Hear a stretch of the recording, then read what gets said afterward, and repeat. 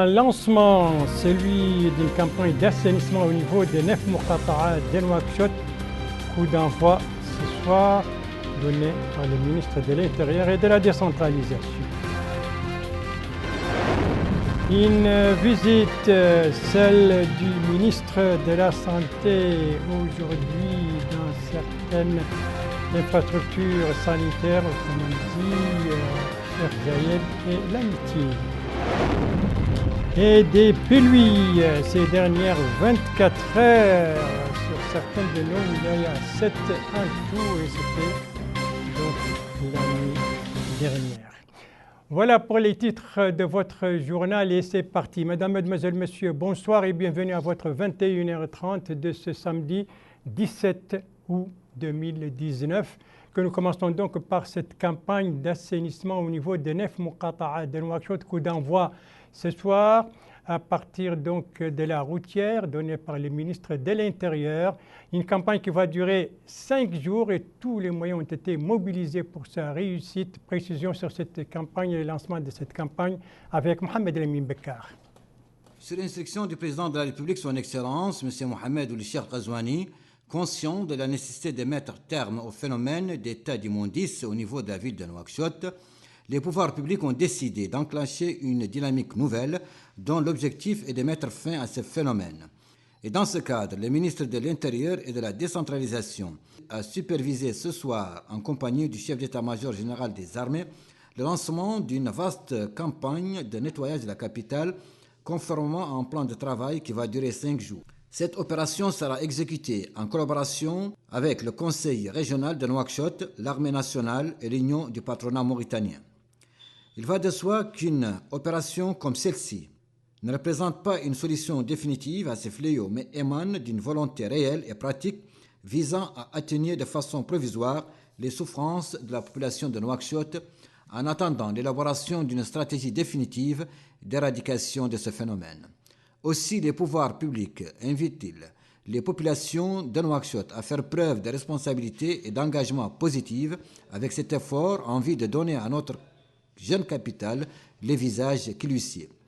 Nous œuvrerons avec l'aide d'Allah dans les prochaines étapes à faire participer les élus et l'ensemble des forces vives ainsi que les acteurs dans le domaine en vue de la mise en œuvre d'une stratégie globale d'éradication de ce phénomène.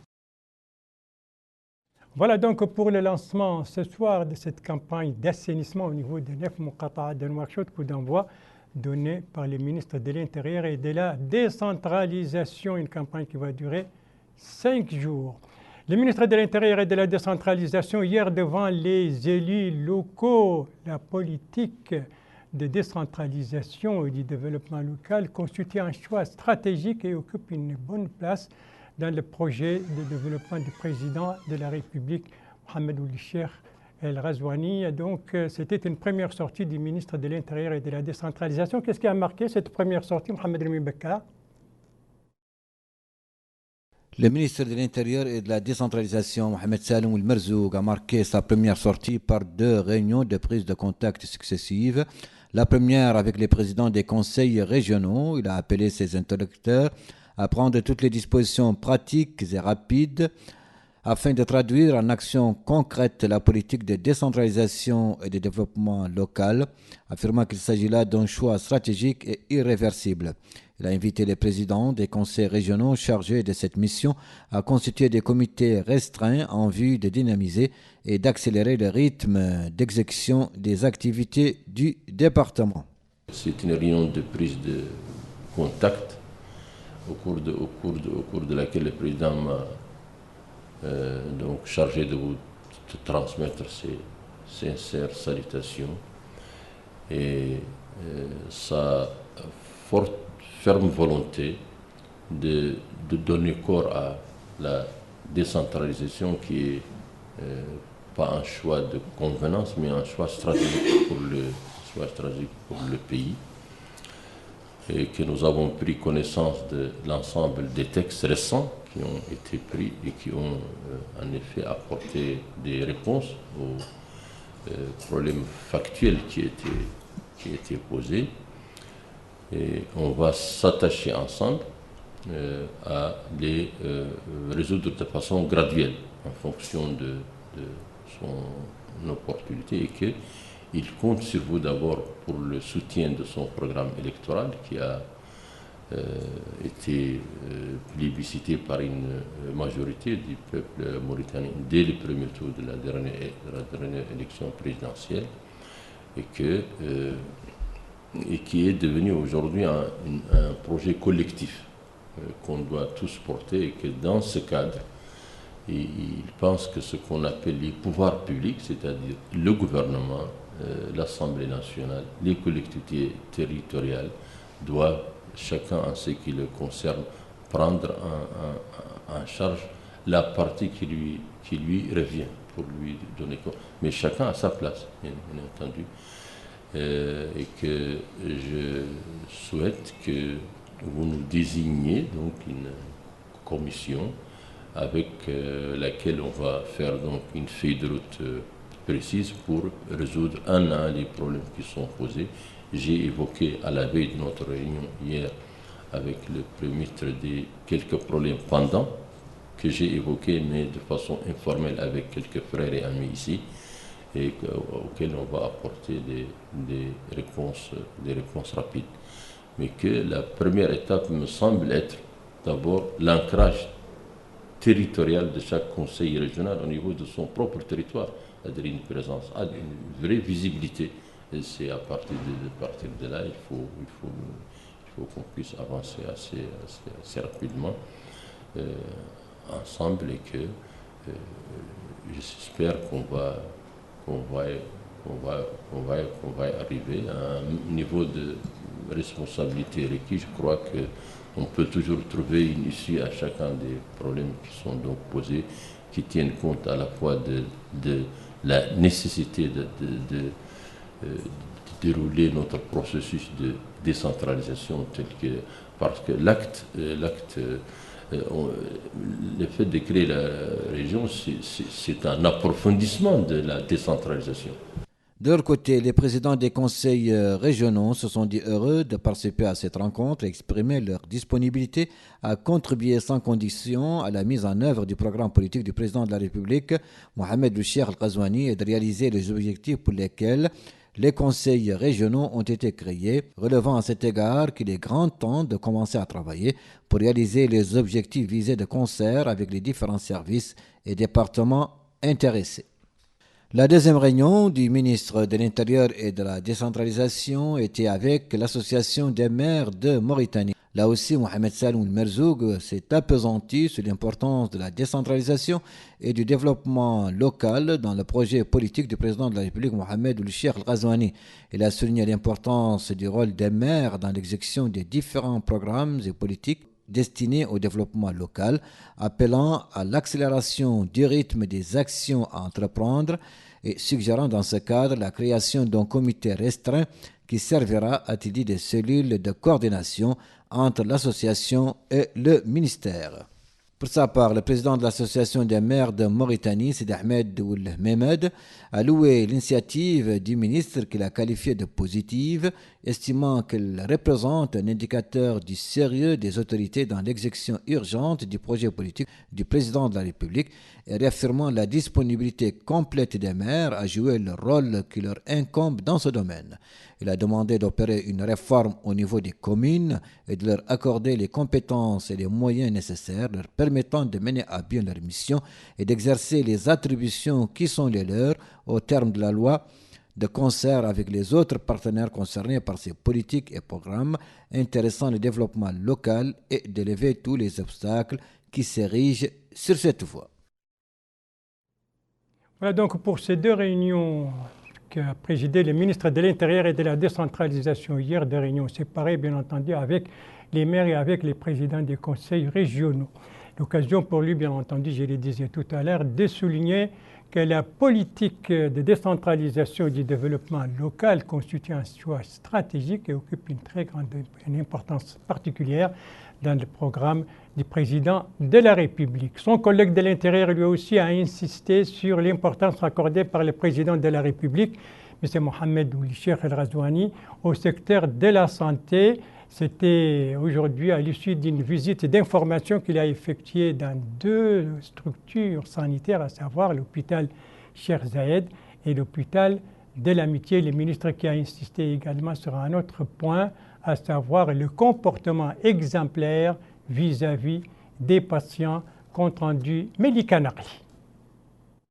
Cette visite du ministre de la Santé, Dr Nadirou Ould-Hamd, à l'hôpital Cheikh Zayed, dans la Moukhata'a de Dar Naïm, vise à s'informer sur place de la nature du fonctionnement de cette infrastructure et de la qualité des services fournis aux citoyens, d'où l'importance de ce contact avec les populations, les patients, qui leur a permis d'être à l'écoute de leurs attentes et doléances. Au cours de cette visite, le ministre de la Santé s'est rendu dans les différents pavillons.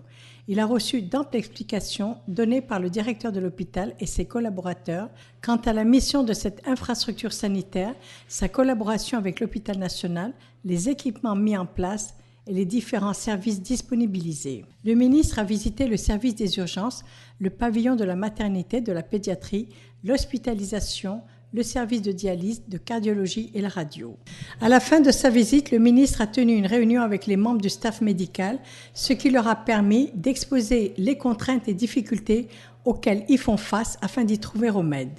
Le ministre a répondu en exaltant le professionnalisme, l'abnégation, le dévouement attendu de ceux-ci, tout en indiquant que le gouvernement vise à une amélioration sensible de ce secteur. L'hôpital de l'Amitié à Arafat, dans la wilaya de Nouakchott Sud, a été la 2e étape de la visite d'information du ministre de la Santé aux infrastructures relevant de son département. Le ministre a visité l'hôpital et a pu écouter les doléances des populations et des malades relatives à l'amélioration des services, la disponibilisation des médicaments et la qualité de la relation entre les patients et le staff médical. Le ministre a visité les différentes parties de cette infrastructure hospitalière qui a été réalisée en 2010 dans le cadre de la collaboration fructueuse entre la République populaire de Chine et notre pays. Le ministre a été informé des différentes prestations fournies aux citoyens, qu'il s'agisse du service des urgences, l'hospitalisation, le service chirurgical, la médecine générale, la stomatologie, la maternité, la gastrologie, le laboratoire, la radiologie, en plus de la pharmacie. Le ministre a suivi d'amples explications fournies quant aux contraintes et solutions trouvées et aux efforts déployés pour assurer un service optimum. La santé des populations doit s'améliorer de manière rapide et efficace. C'est en ces termes que le ministre a exprimé son objectif. Il faut que la santé des populations s'améliore de manière rapide et efficace. 2 ou 3 orientations qui concernent l'hôpital et les hôpitaux de façon globale sont pour nous en particulier l'accès aux services et l'accès à plusieurs dimensions. D'abord, l'accès géographique. Ils ont droit à la santé, c'est leur droit et c'est notre devoir. Il y a l'accès financier. Il faut que celui qui peut paye et trouve un service de qualité. Celui qui peut cotiser, cotise dans une assurance et est pris en charge. Celui qui ne peut rien donner, que l'État s'en charge. Que ce soit directement à travers des structures ou indirectement à travers des mécanismes. Il faut que les urgences deviennent notre priorité. Il faut qu'on agisse et rapidement. Parce que les malades n'attendent pas, la mort n'attend pas. Et ça me mène au 3e point. Il faut que les décès soient audités, il faut qu'ils soient suivis.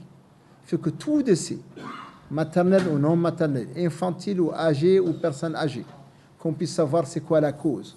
Et il y a la cause médicale, qui est la maladie ou le désordre médical. Mais il y a la cause de système.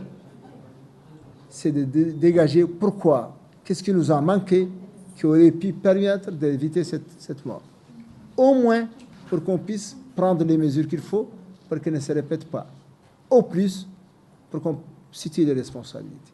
Le wali de la wilaya de Nouakchott Sud, M. Mohamed El-Hassan Mohamed Saïd, a mis l'accent sur l'importance de la visite de l'hôpital de l'Amitié qui joue un rôle essentiel dans la santé des populations de la wilaya et de la capitale, d'autant plus qu'il disponibilise un certain nombre de services, particulièrement aux franges les plus sensibles de la population. Voilà donc pour cette visite d'information, ces visites d'information effectuées aujourd'hui par le ministre de la Santé dans 2 infrastructures sanitaires, à savoir l'hôpital Cheikh Zayed et l'hôpital de l'amitié. Merci de suivre les GTF de Mauritanie. La suite du journal avec la première édition des ingénieurs, la première édition du club des ingénieurs mauritaniens, coup d'envoi aujourd'hui à Nouakchott. C'est une édition qui va durer, disons, 2 jours. Alors, qui l'a organisée et sous quel thème elle est organisée? Élément de réponse avec Mohamed Lemine Bekkar. Cette première édition du Club des ingénieurs mauritaniens, organisée en collaboration avec le Haut Conseil de la jeunesse, j'ai choisi pour thème l'investissement dans le capital humain, facteur essentiel du développement durable. Les participants à cette rencontre ont suivi des exposés portant sur le rôle de l'ingénieur et les moyens de capitalisation de son expertise dans les différents domaines. L'objectif escompté visant à garantir la fiabilité et l'efficience des actions du développement durable.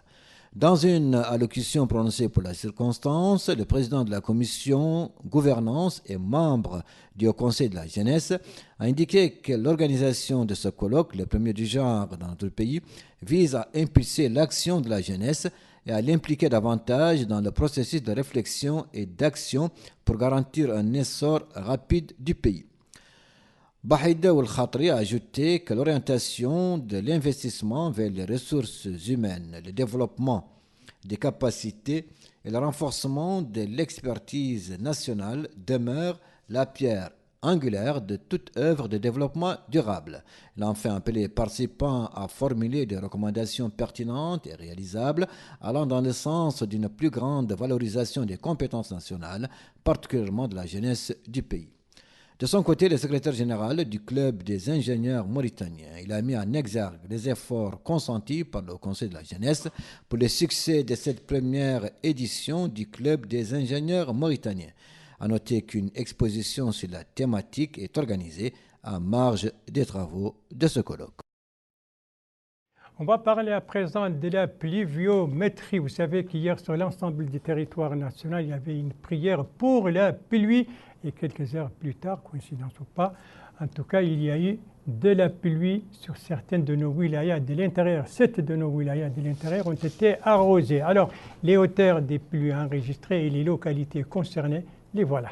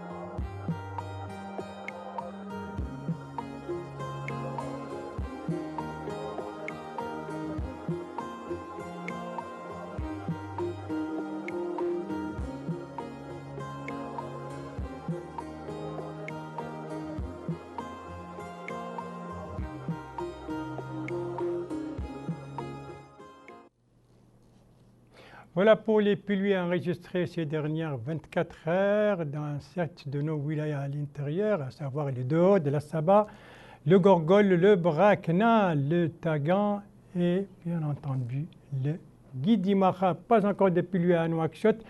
Et le temps est lourd et le ciel parfois est nuageux. En tout cas, Nouakchott qui s'apprête à vivre une grande campagne d'assainissement dont le coup d'envoi a été donné ce soir donc par le ministre de l'Intérieur et de la décentralisation. Je vous le disais donc en commençant ce journal et il faut dire que Nouakchott en a véritablement besoin. Hier, dans notre édition de 21h30, on parlait de la situation des ordures ménagères dans la Muqata'a de Toujouni. Ce soir, on va parler de la situation au niveau de la Muqata'a de Tayaret, tout cela toujours dans Nouakchott Nord. Et bien entendu, c'est une situation à Toujouni comme à Tayaret qui est catastrophique. À Tayaret, même une rue a été dénommée par les populations rue des ordures. C'est un reportage de Mohamed Rami Bekar. Ici, c'est le lycée Tayaret et cette femme est une vendeuse de plats légers. Son voisinage, ce sont des ordures ménagères. Même panorama sur ce trottoir en face des restaurants et des épiceries du coin. Ces enfants sont devenus familiers des poubelles dans lesquelles ils passent le plus clair de leur temps. Le centre de santé de Tayaret est bordé par les ordures qui servent parfois d'indicateurs de dépôt de pharmacie. La Muqata'a de Tayaret se vante-t-elle de battre le record dans ce domaine? On est en droit de le penser, car ses habitants ont baptisé cette grande rue de Char Ambalit, comme si cela était normal. Ici, on déverse quotidiennement des tonnes et des tonnes d'ordures ménagères, transportées par des charrettes tirées par des ânes. Les riverains se sont finalement résignés à leur sort après s'être lamentés à maintes reprises. Ces tonnes d'ordures semblent, malgré les odeurs, les mouches, les moustiques et autres microbes, être une source de revenus pour des personnes qui viennent ici s'approvisionner en ferraille, en bouteilles plastiques dans lesquelles seront servies plus tard des boissons locales aux citoyens. Pas une rue, ou presque, ne semble épargnée. On dépose des ordures n'importe où, n'importe quand et n'importe comment. Les efforts mal soutenus ne suffisent pas. Voilà, il faut rendre à Yedel Fall ce qui lui appartient. C'était bien sa voix et c'était son reportage. Et non celui de Mohamed Lamine Bekar, comme je l'ai annoncé par inadvertance, Mohamed Lamine Bekar, dont on a entendu la voix, et pour la campagne d'assainissement, et pour la réunion du ministre de l'Intérieur avec les maires et avec les conseils régionaux, ou encore c'était la première édition du club des ingénieurs. Voilà, ce journal est à présent terminé. Merci à vous, madame, mademoiselle, monsieur, de l'avoir suivi. Merci bien entendu aux équipes rédaction et techniques qui ont participé à sa conception. Je vous en rappelle les principales informations. Ici, c'est le coup d'envoi donc de cette campagne d'assainissement au niveau des 9 Muqata'a de Nouakchott, une campagne dont le coup d'envoi a été donné par le ministre de l'Intérieur et de la décentralisation en compagnie du chef de l'état-major général des armées. Campagne qui va durer 5 jours. Ici, c'est la visite d'information effectuée aujourd'hui par les ministres de la Santé dans 2 infrastructures sanitaires, à savoir l'hôpital Cheikh Zayed et l'hôpital de l'Amitié. Et ici, ce sont les pluies enregistrées ces dernières 24 heures dans 7 de nos wilayas, à savoir le Doro, de la Saba, le Gorgol, le Brakna, le Tagan et le Didimaha. Voilà, les JTF reviendra demain à 19h et à 21h30 et vous serez en compagnie, suivant le planning des services, vous serez en compagnie d'Aminata Khan. Quant à moi, il ne me reste plus qu'à vous souhaiter une très bonne fin de soirée, une très bonne fin de semaine et à vous donner rendez-vous, Inch'Allah, vendredi prochain aux mêmes heures, 19h, 21h30. Bonsoir.